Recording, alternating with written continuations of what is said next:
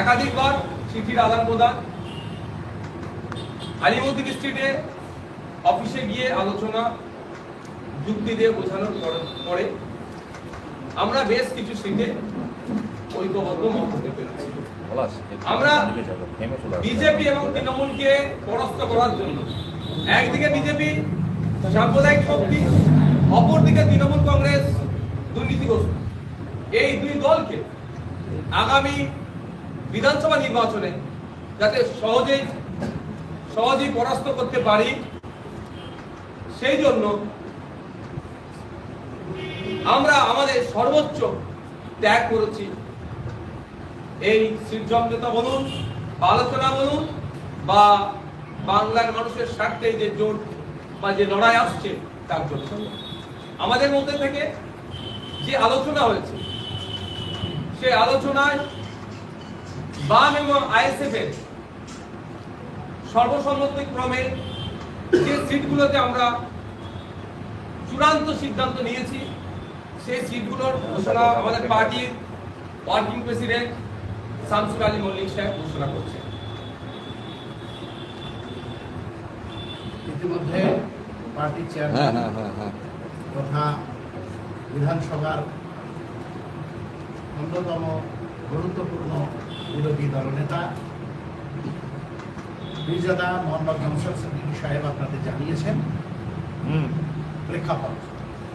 এখন আমরা যে বিধানসভাগুলোতে ঐক্যমত্যে পৌঁছে আইএসএফ প্রতিদ্বন্দ্বিতা করবে, খাম চিহ্নে আমাদের প্রত্যাশীরা, আমাদের প্রার্থীরা লড়াই করবেন, সেই বিধানসভা ক্ষেত্রগুলোর নাম বলছি। একেবারে উত্তরবঙ্গ থেকে শুরু করছি। মালদা জেলার দুটো বিধানসভা ক্ষেত্রে আমরা লড়াই করছি, প্রতিদ্বন্দ্বিতা করছি। 52 মোথাবাড়ি বিধানসভা এবং 53 সুজাপুর বিধানসভা কেন্দ্র। মুর্শিদাবাদ জেলার শামশেরগঞ্জ 56 নম্বর বিধানসভা কেন্দ্র, 58 নম্বর রঘুনাথগঞ্জ এবং 73 নম্বর হরিহরপাড়া। নদিয়া জেলার 79 নম্বর নাকাশিপাড়া বিধানসভা কেন্দ্র, 79 নম্বর হবে না, নাকাশিপাড়া বিধানসভা কেন্দ্র।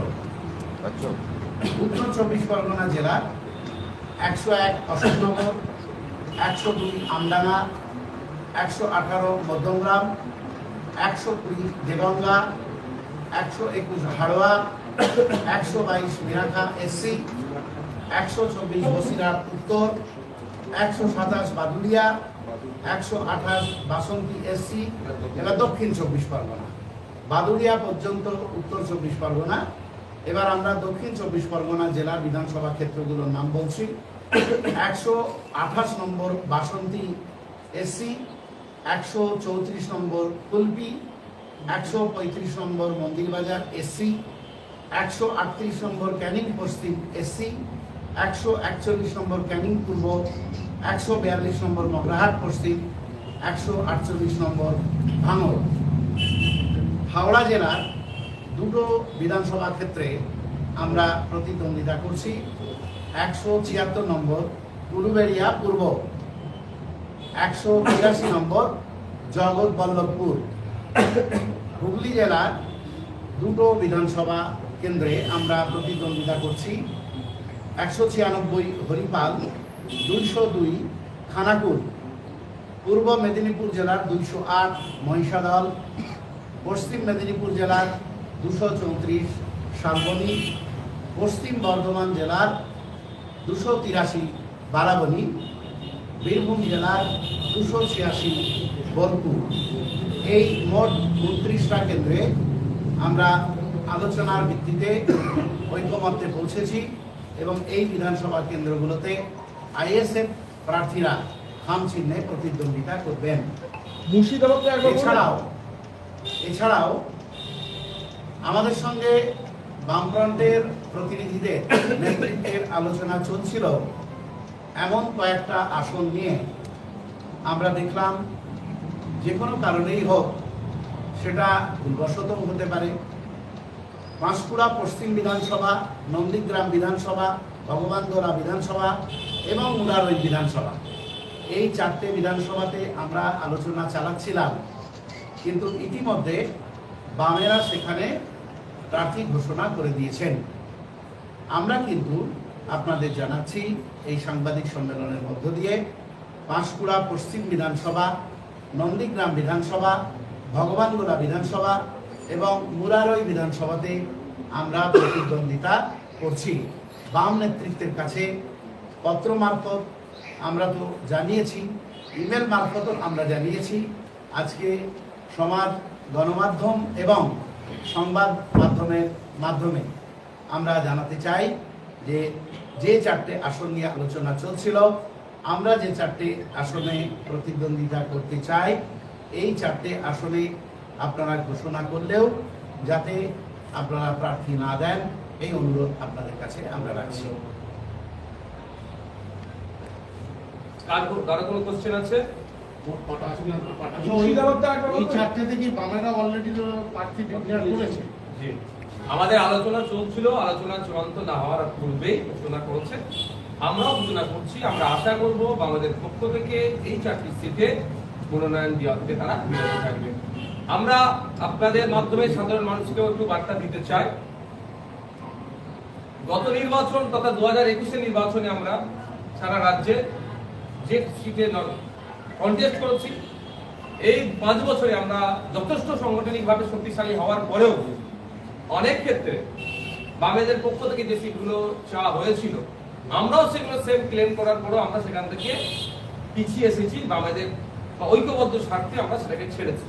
আমরা টোটাল বামেদের সাথে সহমত সম্পূর্ণ হয়েছে, যেটা চূড়ান্ত হয়েছে সেই সিট সংখ্যা হচ্ছে 29টি। আর যে 4টে সিটের আমাদের ওয়ার্কিং প্রেসিডেন্ট ঘোষণা করলেন, পাঁশকুড়া পশ্চিম, নন্দীগ্রাম, ভগবানগোলা, মুরারই, এই 4টে সিট নিয়ে আমরা 33টা সিটে এই পর্যায়ে আমরা আজকে ঘোষণা করছি। বলছিলাম প্রার্থী তালিকা তাহলে কবে ঘোষণা করছে? দেখুন, আমাদের আগামীকাল ঈদ উদযাপন হচ্ছে। স্বাভাবিকভাবেই মানুষ এখন ফেস্টিভ মুডে আছে। ওই ঈদের পরেই আমরা প্রার্থী তালিকাগুলো ঘোষণা করব। তাহলে জোট নিয়ে এত আলোচনা, এত তাতে তো সুরাহা বেরোলো না, তাহলে তো জোটের ব্যাপারটাই হচ্ছে না। দেখুন, জোটের ব্যাপার থাকছে না কেন বলছে? 29টা সিটে আমরা জোটের সহমত হয়েছি। 4টে সিট নিয়ে এখন মতনৈক্য হচ্ছে। আশা করছি আমরা, আপনারা দেখবেন যে বামেদের পক্ষ থেকে এই 4টে সিটে নমিনেশন করবে না। আপনারা আশা করছেন যাতে প্রার্থীপদ তুলে নেবে, যদি না তোলে তাহলে তো এখনো তো নমিনেশন করেনি। নমিনেশনের আগে পর্যন্ত আপনারা দেখতে পারবেন। এই ছোট্ট বিষয়টা ক্লিয়ার।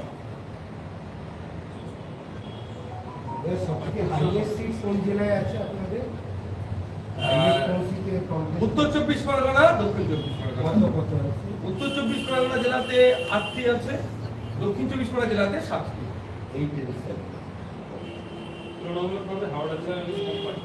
না, আমরা হাওড়া জেলায় বেশ কয়েকটি সিট চেয়েছিলাম, বাগনান, আমতা, সাঁকরাইল, ডুমজুর, কিন্তু বৃহত্তর স্বার্থের কথা ভেবে বা উলুবেড়িয়া, উত্তর দক্ষিণ দুটি আমরা রেখেছিলাম। বৃহত্তর স্বার্থের কথা ভেবে বিজেপি এবং তৃণমূলকে হারানোর জন্য আমরা অনেক নিজেদেরকে গুটিয়ে রেখেছি। কারণ বিগত 5 বছর ধরে মাঠে ময়দানে যেভাবে ইন্ডিয়ান সেকুলার ফ্রন্ট, তামান্না বলুন, তিলোত্তমা বলুন, আনিস বলুন, আর সোমনাথ দেবনাথ বলুন, বিদ্যুৎ মন্ডল থেকে শুরু করে রুমা ওরা, ওয়াকাফ থেকে শুরু করে জায়গার সম্পত্তি রক্ষা, ধর্মীয় সম্পত্তি রক্ষা থেকে শুরু করে স্কুলের শিক্ষক নাই কেন, হসপিটালে ডক্টর নেই কেন, যে সামাজিক আন্দোলন চালিয়ে এসেছি। আমাদের সংগঠনের ব্যাপক ব্যাপ্তি ঘটেছে। কিন্তু বৃহত্তর স্বার্থের কথা ভেবে না আমরা দিনাজপুর, 2 দিনাজপুর, কুচবিহার, জলপাইগুড়ি, পুরুলিয়া, বীরভূম, বাঁকুড়া, পূর্ব বর্ধমান, এই সমস্ত জায়গা থেকেও কিন্তু আমরা প্রার্থী, আমাদের সংগঠন ব্যাপক ব্যাপ্তি ঘটার পরেও আমরা মনে করছি লেফট ফ্রন্ট আমাদের কাছে যে দাবিটা রেখেছিল, যেগুলো থেকে আমরা আরো ভালোভাবে লড়তে পারবো বলেছিল, সেই কথা মাথায় রেখে, শুধু তাই নয়, বৃহত্তর স্বার্থের কথা মাথায় রেখে, কারণ কার কোথায় সংগঠন আছে তাহলে কাগজ নিয়ে বসতে হবে, সেই বিতর্কে না জড়িয়ে আমরা এগ্রি করে নিয়েছি এবং আমাদের অবস্থানটা তাদেরকে জানিয়ে দিয়েছি। ঈদের পর। তার মধ্যে এটা ঈদটাকে আমরা সিম্বলিক রাখছি। তার মধ্যে এসআইআর যে প্রক্রিয়া আছে কোন জায়গায় দাঁড়ালো সেটা তো আমরা দেখছি, কারণ আমরা ইতিমধ্যেই জানিয়ে রাখি কলকাতা হাইকোর্টেও আমাদের পার্টির পক্ষ থেকে, আমাদের পক্ষ থেকে মামলা হয়েছে। সুপ্রিম কোর্টেও এসআইআর কে চ্যালেঞ্জ করে মামলা হয়েছে। আগামী 24 তারিখ সুপ্রিম কোর্টে আমাদের মামলা ডেট আছে, পরের হিয়ারিং এর ডেট আছে, নেক্সট হিয়ারিং ডেট আছে। এইসব প্রসেসগুলো আমরা মাথায় রাখছি এবং যে 60 লক্ষ আন্ডার অ্যাডজুডিকেশন আছে, আমরা তো বারবার বলছি এবং নির্বাচন কমিশনের যিনি এখানে কলকাতার সিও স্যার আছে তাকেও বারবার জানাচ্ছি যে ইমিডিয়েট লিস্টকে পাবলিশ করা হোক। কত মানুষ এখন পর্যন্ত তাদের ওই আন্ডার অ্যাডজুডিকেশন থেকে ডিলিট হয়েছে বা তারা ভোটার লিস্টে আপডেট হয়েছে তার লিস্টও পাবলিশ করা হোক, সেদিকেও আমরা নজর রাখছি। দাদা, আচ্ছা, গতবারের থেকে কি এবছর কি মানে এই ইলেকশনে কি আপনাদের পার্টিটাকে একটু কম দিলেন আসন? তুলনামূলক যদি বলেন অ্যাভারেজে কিন্তু আমরা এখন পিছিয়ে আছি, নিজেদেরকে গুটিয়ে রেখেছি। বিগত 5 বছর ধরে আপনি উত্তরবঙ্গ থেকে দক্ষিণবঙ্গ, পাহাড় থেকে সাগর, সংগঠনের ব্যাপক ব্যাপ্তি ঘটেছে। আরো একটা কথা জানিয়ে রাখি, গত বছরে আমাদের এই জোটে কিন্তু জাতীয় কংগ্রেস ছিল, প্রায় 100টি সিট তারা নিয়েছিলেন। সেই 100টি সিটও কিন্তু আমাদের জোটের অন্যতম জোট সঙ্গী লেফট ফ্রন্ট তারা কিন্তু ওখানে ফ্যাসিলিটি নিচ্ছেন, ওতেও আমাদের কোনো সমস্যা নয়। কারণ আমরা যেটা মাইন্ড সেট আপ করেছি, বিজেপি আর তৃণমূলকে বাংলা থেকে পরাস্ত করতে হবে। এই বিজেপি তৃণমূল মিলে বাংলার মানুষকে শোষণ করছে, বঞ্চিত করছে। অধিকারের লড়াইয়ে যখনই রাস্তায় নামতে চাইছে মানুষ, তখনই ধর্মের জুতি দেখিয়ে দেওয়া হচ্ছে। কেউ হিন্দু হিন্দু ভাই ভাই স্লোগান তুলছে, তো কেউ হিজাব দিয়ে মাথায় টুপি পরে রমজান মাসে ইফতারের নামে নাটক করছে। এই নাটকের হাত থেকে মানুষকে আমরা বার করতে চাই, সুস্থ সমাজ ব্যবস্থা একটা দিতে চাই। স্কুলের শিক্ষক, হসপিটালে ডক্টর, বেকারদের হাতে বেকার ভাতা নয়, একটা কাজের ব্যবস্থা করা, অন ফ্যামিলি অন জব। সর্বোপরি পশ্চিম বাংলার পরিবেশগত দিক থেকেও খুব চরম পর্যায়ে পৌঁছেছে। এয়ার কোয়ালিটি ইন্ডেক্সে যদি আপনি দেখেন, দিল্লির সাথেও কিন্তু মাঝে মধ্যে আমাদের রাজ্যের বিভিন্ন সিটি কিন্তু রেসারেসিতে আছে। একদিকে ওয়েটল্যান্ড বুঝিয়ে দিচ্ছে নির্বিচারে, হোমস্টের নামে জঙ্গলকে ধ্বংস হচ্ছে, যা ইচ্ছা তাই চলছে। বাংলার মানুষকে একটা সুষ্ঠু জীবন ব্যবস্থা উপহার আমরা দিতে চাই, সেই লক্ষ্যে আমরা সর্বোচ্চ স্যাক্রিফাইস করার জন্য করে আমরা গতবারের তুলনায় এবারে মাত্র 1টি আসন বেশি হচ্ছে। গতবারে 32টি ছিল টোটাল আমাদের সিট, এবার আমি 33। আর আপনি কি প্রার্থী তালিকায় থাকবে? দেখুন, আমাদের নিয়ে ওইসব নিয়ে এখন বিবেচনা হয়নি। আমরা এখন আমাদের যেটা হচ্ছে ভাঙড় বলুন, ক্যানিং পূর্ব বলুন, ক্যানিং পশ্চিম বলুন, আপনার শামশেরগঞ্জ, সুজাপুর, মোথাবাড়ি বা হরিয়ারপাড়া, যেটাই হবে আমরা পরের যে প্রেস করবো নিশ্চিতভাবে আপনাদের মাধ্যমে মানুষকে জানাবো। অভয়ের মানে কি বলবেন? বেশি আমি বক্তব্য দেব না, এতটুকুই বলবো। সব রাজনৈতিক দলগুলো তো আন্দোলন করবে, সব থেকে বেশি আমাদের বাড়ির মেয়ে তিলোত্তমা বা অভয়াকে নিয়ে যদি আন্দোলন করে থাকে, সেই পার্টিটার নাম হচ্ছে ইন্ডিয়ান সেকুলার ফ্রন্ট। রক্তদান শিবির করেও তার স্মৃতিকে আমরা টাটকা রাখতে চেয়েছি, প্রতিবাদ মিছিল করেও তার স্মৃতিকে টাটকা রাখতে চেয়েছি, তাকে ন্যায় দেওয়ার জন্য। আজও বলছি, অভয়া বিচার পায়নি, ইনসাফ পায়নি, পাওয়া দরকার। এখন প্রশ্ন এসে যাচ্ছে, অভয়ার পরিবার থেকে কেউ কোনো একটা রাজনৈতিক দলের হয়ে কন্টেস্ট করছে। কে কোন রাজনৈতিক দলের হয়ে কন্টেস্ট করবে তা বাধা দেওয়ার মতো আমার ক্ষমতা নাই, আমরা সাজেস্ট করতে পারি। অভয়াকে আমরা কোন একটা রাজনৈতিক দলের বা কোন একটা ধর্মের গণ্ডির মধ্যে আবদ্ধ রেখে আমরা প্রতিবাদ করিনি, সেটা তার পরিবারের একটু বোঝা দরকার ছিল। দ্বিতীয়ত, এখন যেহেতু কন্টেস্ট করার জন্য মনস্থির করে নিয়েছে, ফিরে আসবে কি আসবে না বলতে পারবো না। আমি এখনো অনুরোধ করবো, ফিরে আসুন। আপনি যেমন নিরপেক্ষতা বজায় রেখে সবার সমর্থন পেয়েছিলেন, সেটা বজায় রাখার চেষ্টা করুন। তৃতীয়ত একটা আমি সাজেস্ট করতে পারি, আমি তো জ্ঞান দিতে পারি, ওর মা অভয়ের মা আমারও মা, অভয়ের পিতা আমারও পিতা, আমি মা বলেই সম্বোধন করেছি। যদি জিজ্ঞাসা করবেন কোনো সময় যে নওশাদ সিদ্দিক এসেছিল আপনাকে কি বলেছে, কাকিমাও বলিনি বা কাকুও বলিনি বা চাচিমাও বলিনি বা চাচা বলিনি, মা বলেই বলেছি, বাবা বলেই ডেকেছি। সেই জায়গা থেকে আপনাদেরকে আমি অনুরোধ করব, এ খারাপ সে খারাপ এই প্রশ্ন করতে যাবেন, প্রত্যেকের কন্ট্রিবিউশন আছে। সে লেফট ফ্রন্টের নেতৃত্বরা প্রথম দিন ডিওএফআই এরা পৌঁছে গিয়েছিল, আর আজকে ডেট পর্যন্ত নওশাদ সিদ্দিকী প্রেস করে বলছে অভয়ার সাথে অন্যায় হয়েছে, সঠিক বিচার হয়নি, আর আগামী দিনেও বলে যাবো যতদিন না পর্যন্ত অভয়া না বিচার পাচ্ছে।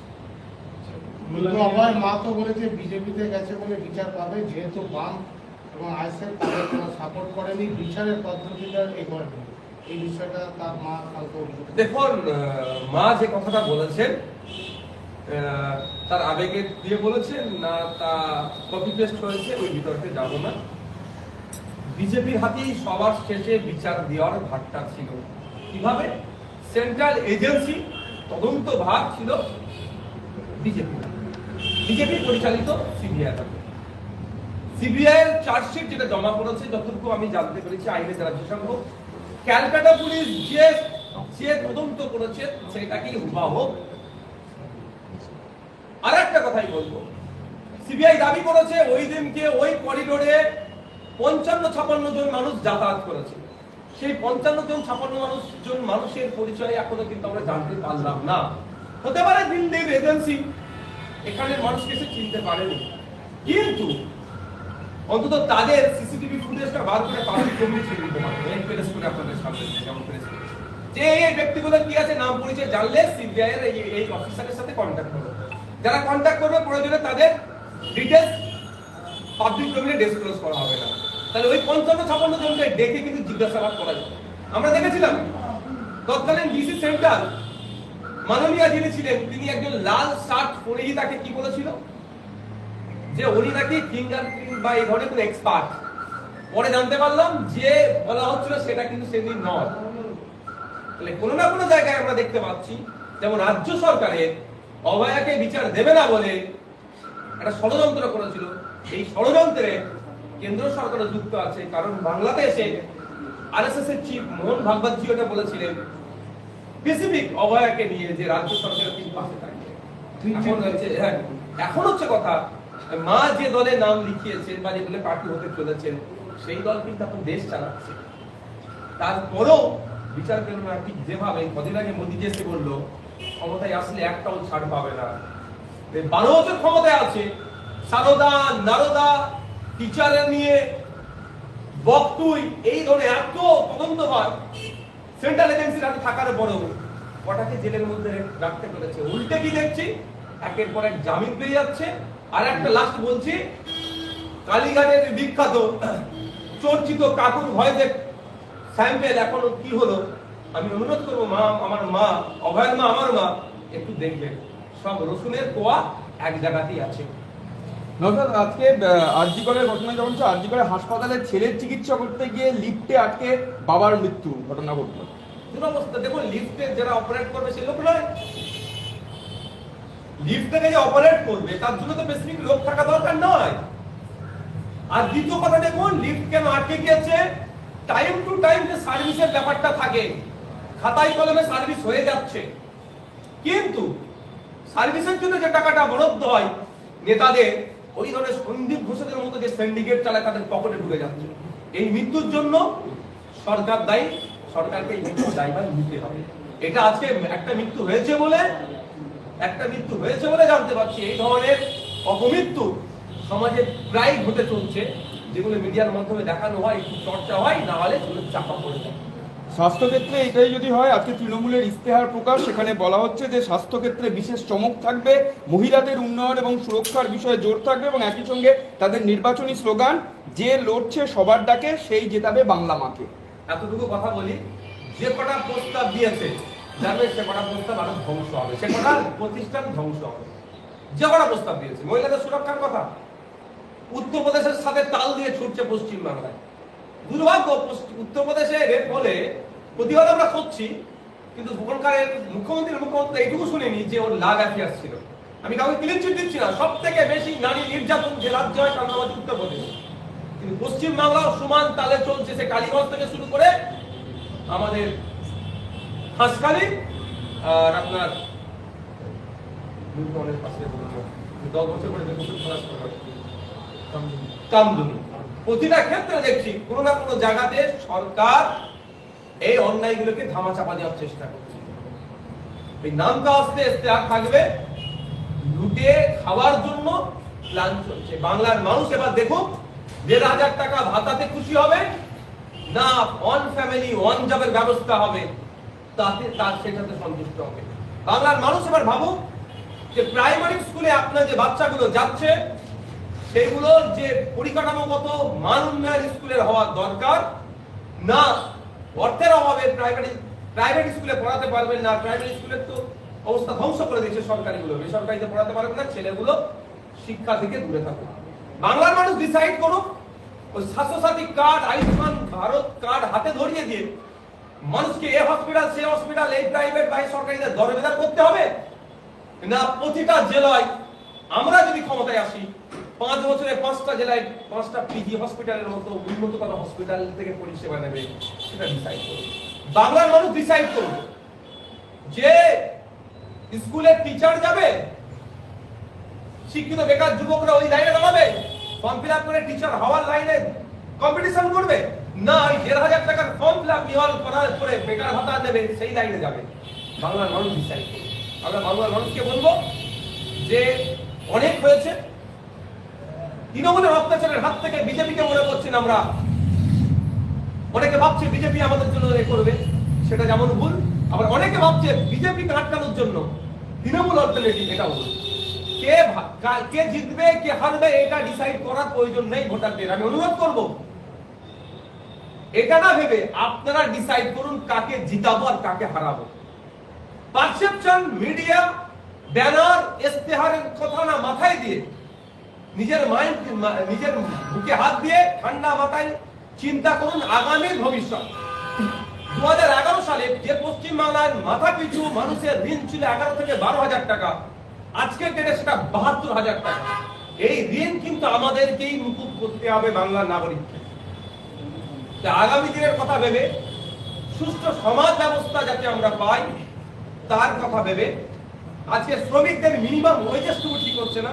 বস্ত্র শিল্পের সাথে যারা যুক্ত আছে আতঙ্কে আছে, চা শিল্পের সাথে যারা যুক্ত বিশেষ করে মজদুর যারা আছে তারা আতঙ্কে আছে, প্যারা টিচার থেকে শুরু করে ইনফরমাল সেক্টরে যারা আছেন, কন্ট্রাকচুয়াল যারা আছেন, ওবিসি রে মুসলমানদের সাথে যে দুরবস্থা হচ্ছে, ফেক এসটিএসসি সার্টিফিকেট, জল জমি জঙ্গলের স্বাভাবিক অধিকার আজকে কেড়ে নেওয়া হচ্ছে। সামগ্রিকভাবে বাংলার মানুষটাকে পিছাই করা হচ্ছে। বাংলার মানুষ যখন এর থেকে পরিত্রাণ পাওয়ার জন্য নতুন রাস্তা খোঁজার চেষ্টা করছে, সেই সময় বিজেপি আর তৃণমূল মিলে বাইনারি পলিটিক্স তৈরি করার চেষ্টা করছে, ধর্মীয় পলিটিক্স আনার চেষ্টা করছে। আর আমরা তার বিরুদ্ধে ঐক্যবদ্ধ হওয়ার চেষ্টা করছি। লেফট ফ্রন্ট, আইএসএফ সাধারণ মানুষকে এই কল দিচ্ছে যে আসুন আমাদের ছায়াতলে, আমাদেরকে বাংলার ক্ষমতার মসনদে নিয়ে আসুন। যেমন একদিকে সম্প্রীতি বজায় থাকবে, অপরদিকে 100 রোস্টার মেনে সরকারি চাকরি হবে। বেসরকারি সেক্টরও আপনারা একটা ঘোষণা দিচ্ছি, বেসরকারি সেক্টরেও যে এই রোস্টার মেনটেন করা হয় না, বেসরকারি সেক্টরেও এই রোস্টার যাতে মেনটেন করা যায় তার পলিসিও আগামী দিনে আমরা তৈরি করব। বিএলওদের নতুন নির্দেশিকা এলো যে বয়স্ক এবং যারা বিশেষভাবে সক্ষম তাদেরকে পোস্টাল ব্যালটে বাড়িতে গিয়ে ভোট নিতে হবে। এমনকি সাংবাদিক এবং এসেন্সিয়াল সার্ভিসের সঙ্গে যারা যুক্ত এবং পোলিং পার্সোনাল যারা রয়েছে তাদেরও এই পোস্টাল ব্যালটে ভোট করাতে হবে। অবশ্যই তো দরকার, যারা বিশেষভাবে সক্ষম বা অসুস্থ যারা, তারা ভোট কেন্দ্রে যাওয়াটা তাদের জন্য অনেক দরকার হবে। তাদের ভোটটা দারুণ নির্বাচন কমিশনের এই নোটিফিকেশনটাকে আমি ওয়েলকাম করছি। যারা আমরা সুস্থ, আমার আন্ডার অ্যাডজুডিকেশন আছে, আমার জন্য নির্বাচন কমিশন কতটা ভাবছে, আমার জন্য তো ভাবা দরকার। ঠিক আমার দেশের প্রত্যেকটা ভোটার, আমি ভোট মাধ্যম সিআইএসএফ পেয়েছি, তারা অনেকজন আছেন তারা কাশ্মীরেও ভোট করাতে গিয়েছে। প্রসঙ্গক্রমে বলছি এক জায়গায় গিয়েছি 10টা ভোটার, কিন্তু প্রায় 30 কিলোমিটার হেঁটে যেতে হয়েছে, কোনো গাড়ি নয়। আমাদের ডেমোক্রেসিটা এতটাই স্ট্রং, ওই 10টা ভোটারের জন্য পুরো সিস্টেম তাদের কাছে যাচ্ছে। তাহলে এখানে 60 লক্ষ ভোটারের জন্য সিস্টেম আজকে কেন নড়ে চড়ে বসছে না? ঠিক যেমন এই নোটিফিকেশনকে ওয়েলকাম করছি, তার সাথে সাথে যিনি চিফ কমিশনার আছেন তার কাছেও বলবো এই এন্টায়ার প্রসেসটাও সম্পূর্ণ করতে হবে। আন্ডার অ্যাডজুডিকেশনের বিষয়টা সমাপ্ত করার পরেই ভোটে অংশগ্রহণের ব্যবস্থা হবে। Dada, do you have seat sharing talks with Imam Kabir Party and that bill? And already the CPIM General Secretary had a talk with that Imam Kabir Party. So, আপনাদের কি? আমরা এক্ষেত্রে আমাদের অবস্থা একদম ক্লিয়ার করে দিচ্ছি। আমরা লেভি ফান্ডের সাথে আমাদের সিট শেয়ারিং বা সিট সমঝোতা হয়েছে, অন্য কোনো সেই অর্থে রাজনৈতিক দলের সাথে হয়নি। যদি হয় তাও প্রেস করে আমরা আপনাদের সামনে জানাবো। এই 33টা আসনে কতটা আশাবাদী আপনি? দেখুন, আপনারা নিশ্চিতভাবে আমাদের আসল লিস্ট দেখেছেন। আমরা 73টা প্রথমে প্রস্তাব দিয়েছিলাম, কমে 33 এসে দাঁড়িয়েছি। এবার আরো বেশি দরকার ছিল, কারণ গতবারের 100-র কাছাকাছি সিট কংগ্রেসের যেটা আছে সেটা হিসাব অনুযায়ী আমরা ভাগে পাওয়ার জন্য, কিন্তু তাও আমরা ছেড়েছি ওই জন্য যে সিটগুলোতে আমরা জিতে আসতে পারবো সেই সিটগুলি আমরা রেখেছি। অর্থাৎ 33টা থেকে আমি প্রথমে বলেছিলাম, অনেক আগে আপনারা আমাদের মতো আপনাদের মধ্যে কোশ্চেন মিডিয়া পার্সন আমাকে কোশ্চেন করেছিলেন যে কত সিট এবার জিতবে, আমি বলেছিলাম ডবল। আমাদের যে 33টা সিট আমি ঘোষণা করেছি, নিশ্চিতভাবে আপনারা বুঝতে পারছেন লড়াইটা চূড়ান্ত ভাবে দিয়ে এদেরকে জিতিয়ে আইনসভার মধ্যে আনবো।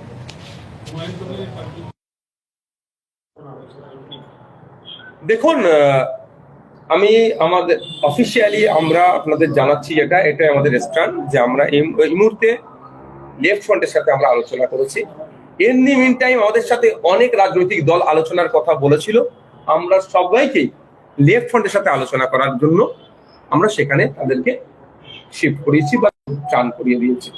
আপনি যে পার্টিগুলো বলছেন, আরো অনেক পার্টির মধ্যে এদের মধ্যে অনেকজন আমাদের সাথে আলোচনা করার প্রস্তাব দিয়েছিল।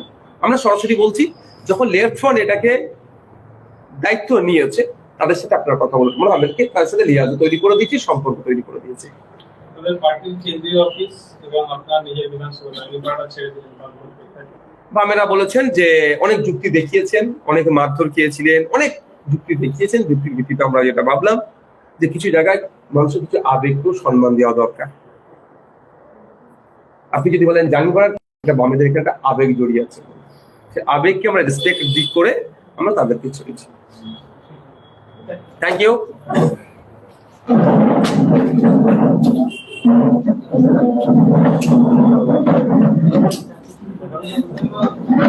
দেখা